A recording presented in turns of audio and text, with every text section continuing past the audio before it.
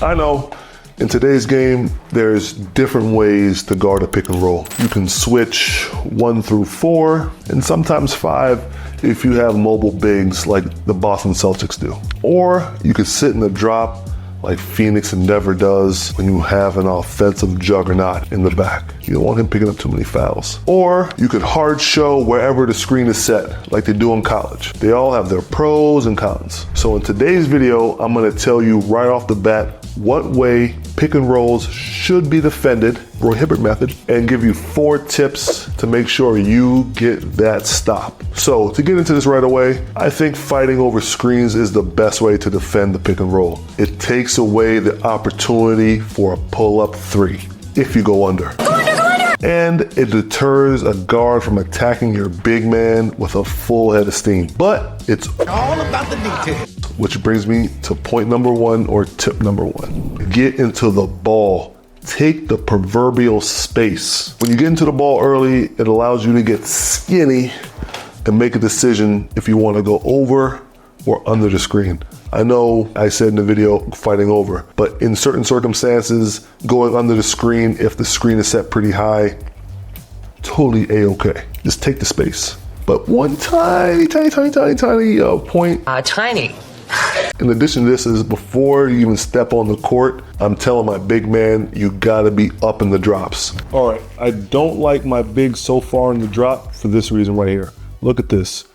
Like, Maxi's fighting, he's doing this thing. I feel like Joel is just back, just chilling. I feel like there's so many times they're just chilling. And they're not really doing anything active to help.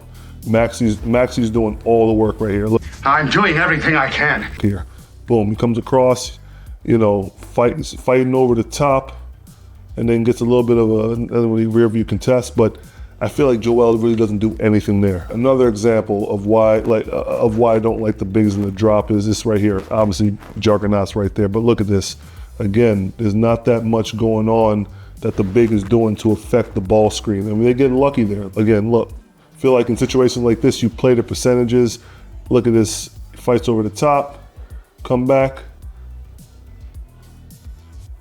pin down, comes up ready to shoot, gets him off, runs him off the shot, and then like Joker's like just doing, not really doing anything there, and like you're playing the percentages. Mike Conley misses this right here, but I feel like you need to have the bigs up in the drop to be able to help the point guard not get that easy walk-up 3 or long 2, and at the same time have your teammates back, all right? That's why I don't like it. Again, not all the way up hedging like they do in college. I'm not even saying you have to be at the level of the screen, but at least up enough to be able to deter a walk-up 3. I really say if the guard is gonna sacrifice his or her body and get cracked on the screen, you gotta have my back and not just let the ball handler have a walk-up long 2 or easy 3, stuff like that. I know I made my bones in the NBA playing in the drop, protecting the paint and everything like that. But I have some issues with it though, but I feel like getting into the ball, fighting over the top, having the big man up is way more essential in today's game. I know, we talking taking space. Look at this, the ball's crossing half court, boom, right into the ball. Right, look at that. A little bit of pressure right there, getting into the ball. May or may not have made him help the team get the steal, but I do feel that getting into the ball early. And look at this, he's doing this scouting report. He knows that he's a lefty. He's forced him to the right hand, getting into the ball. He's not, I'm sure he's capable of dribbling with his right hand, but look at this pressure. Tight, close the space. You never know what can happen when you're backing off the ball handler. There's no opportunity for like a mishandle. You're not impacting the ball. Jaden McDaniels, even before the ball handler, Luka Doncic, my favorite player. Go check the video out. I'll link the description down below. But look how he's into the ball, making it hard. Luka likes to like size you up, size up dribbles. But when you get into the ball, there's no chance for that. You can't be dribbling the ball out in front of him like this when you take the space. Look, the screen is high. He could have gone under, but it was natural for him to stay on that hip. He's long enough. He takes a little bit of a swipe, and then he contests. That is great defense right there. And to me, it starts with taking the space. And it starts right there. As soon as that left foot touches the half-court line. But look at this. He could have gone under, like I said. But boom, takes the space, forces him left. And then he has a step back, and he's That's length. You can't teach defense. You can teach defense like that, but when you have length, athleticism, and a will to want to play defense, chef's kiss. All right, to close out tip number 1, it's only right to show what happens when you don't take the space and you're not coming from a place of strength. You're in a reaction mode. If I show you the good stuff, I gotta show you the bad stuff too. Look at this, Jordan Poole, a member of the Washington Wizards, my hometown. Look, not into the ball, indecision. Now he gets right into the heart of the defense. Quick dunk. What are we doing here, people? What are we doing here? I think, again, look at this. He was on him, you know? Davion Mitchell, boom, cross half court, he was on it. Man, Jordan Poole is so far back. So far back. And he's so comfortable here. He's just running his play and like a slip, and there's miscommunication. There's no talk. He doesn't even see the ball. Behind him, turns his back to the ball. So many things right here. But what I'm really going to harp on for this right here, and for this part, is this. This might need to be the thumbnail. I think so. But this is just too much. This is too much, and I should stop the play right here. My hometown Washington Wizards, look, he's just retreating, doesn't get into the ball. Oh my. Disappointed. Oh, is that a hezzy? And then shot, and it doesn't even box out. That hezzy. Let me know in the comment section down below. Was that a hezzy? Because I don't know how you get beat on something like that. You jump so far back on that, boy. Woo. And I hope y'all know I am not trying to be like disrespectful or whatever to these players, but they make over $100 million. Ben, come on, brother. Like, you got to get into the ball. You can do it. You know, scouting report, DeMar wants the mid-range, but come on, man. Like, it starts it's like a plague. I don't know. Maybe this is a defensive scheme, but let me start this back. Look at this. Look at this. Even Ben got scored on, but look at this. Look how much space this is right here. What are you doing? You're not impacting the ball. Again, the coach may say to go under everything. I'm not sure, but you're not impacting the ball. You're not doing anything right here. Look at this. Another screen is set, and you just go under again and just give DeMar what he wants. At least you can test it. But like I said, the space, you got to shrink that space. On to tip number 2, you got to use your hands. Be active. And there are 2 areas where that should happen. Before the screen is set, you can harass the ball handler, make them uncomfortable. You may get a steal, but you also got to recognize how the game is being called as well. If the refs are calling it tight, you may not be able to use your hands. You can't get too crazy. But in those clips that I showed you with Poole and Simmons, that any of those ball handlers look bothered or even rushed or uncomfortable or anything like that, they just dribbling down the court, just setting up their play, doing whatever they want to do. No! They weren't. Easy like Sunday morning. But the second place where you can use your hands is after the screen is set. You can give a little poke from behind. You never know, see what happens. But you got to stay in the play. That can't be the last ditch effort. You can't down the play. Your team needs you to get that stop. So you got to be smart about it. If it's a lazy dribble, give it a little poke from behind. He's into the ball, forcing him right. Boom, swipe. All right. Then another swipe.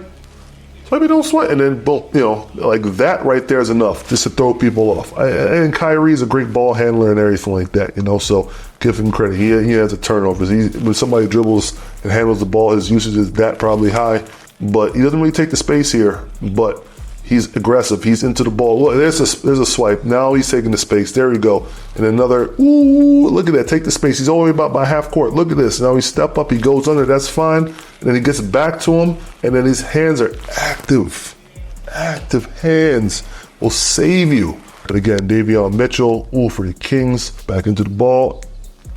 And then boop, a little poke from behind. I told y'all. Again, to contrast the good, got to show some bad defense right here. Look at this. All right, look at this. He's into the ball a little bit. Use your hands. This is the part right here. Don't back up. He didn't back up all the way to the three-point line, but use your hands. You can be active here. You can be active, but what? Disappointing. Offensive rebound. Throw it out. All right, look at this. No space is taken. At least he's down in a position. Use your hands. Use it. Be active. Do it. Be active. Be active. Stay in the play. Don't let him try to almost get an offensive rebound. We'll talk about that later, all right? But geez, man. Use your hands. You got it.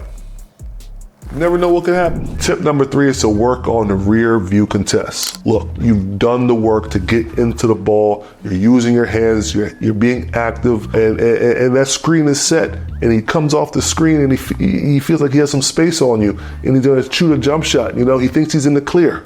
Well, you know what? You come in from outside of his peripheral, and to me, it could throw a shot off. It can make the shot shoot short. So I feel like it's an essential part. It may not be talked about a lot, but rear view contests, it's great. We're talking rear view contests here, people. Look at this, all right? Ball, he closes his space, screen is coming, fights over, and then boom, he got a little bit of a swipe in there, using his hands at the same time. Rear view contest. Comes off the screen, fights over. Ooh, you see that right there? A little swipe, and then a rear view contest. You can tell by he was not expecting that by the way that he stumbled back. And I don't think there was a foul there. I think he was screaming foul, but I don't think there was a foul there. I think that was just good, tough defense. Avery Bradley, boy.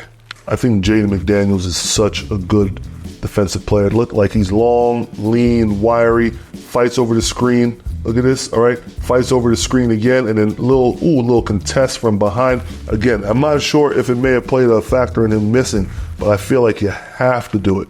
This is the last contrast I'm gonna do between players that do it well and not so. I think everybody here gets the idea, and I don't wanna just keep doing that to those guys, but this right here, Ben is in the ball. He's very capable. Look at this, he's into the ball, fights, and then boom, he doesn't, look, I know this play might be, there's a lot of parts of this, and there's not a real chance for a rear view contest, but this is a little bit of a stretch right here.